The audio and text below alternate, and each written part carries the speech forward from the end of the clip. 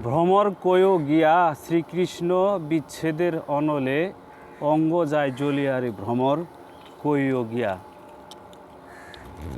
দর্শক,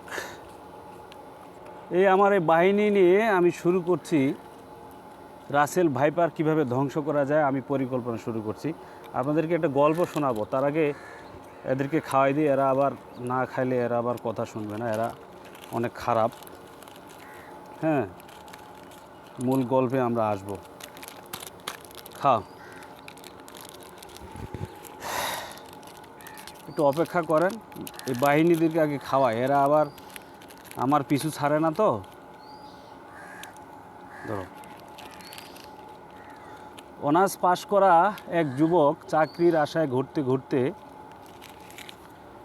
চাকরি হয় না। হঠাৎ করে একদিন তার চিড়িয়াখানায় চাকরি হয়। চিড়িয়াখানায় চাকরি হওয়ার পরে দিন যাচ্ছে, ভালোই চলতেছে, কিন্তু হঠাৎ চিড়িয়াখানায় খাঁচার মধ্যে একটা বাঘ মরে গেছে।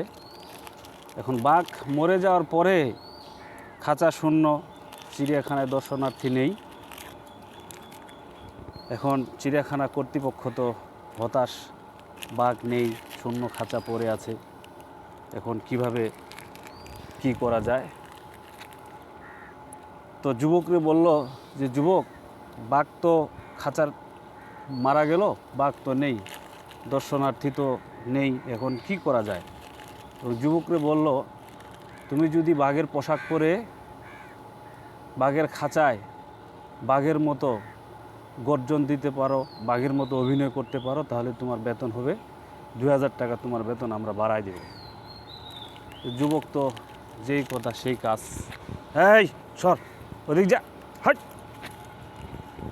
সেই কাজ। তারপরে যুবক বাঘের পোশাক পরল, পরে এই তো বাঘের অভিনয় শুরু করলো। আস্তে আস্তে দর্শক বাড়ছে, খাঁচার মধ্যে বাঘের অভিনয় করছে, দর্শক বাড়ছে। চিড়িয়াখানা কর্তৃপক্ষ তো খুশি। এখন বাঘের খাঁচায় যুবক অভিনয় করতে করতে একদিন বাঘের খাঁচাটা পুরান থাকার কারণে বাঘের খাঁচা ভেঙে, সাথে ছিল সিংহের খাঁচা, এই বাঘের খাঁচা ভেঙে এই যুবক সিংহের খাঁচার মধ্যে ঢুকে গেছে।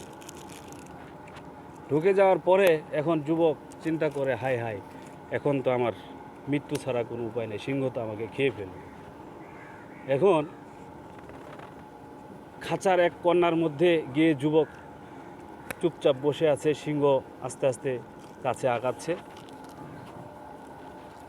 এখন সিংহ বলছে যে, তুমি এত ভয় পাচ্ছ কেন? ভয় পাওয়ার কিছুই নেই, আমিও তোমার মতো আজ 3 বছর ধরে ডিগ্রি পাশ করে এই লাইনে আছি। ভালো থাকবেন, সুস্থ থাকবেন, আমরা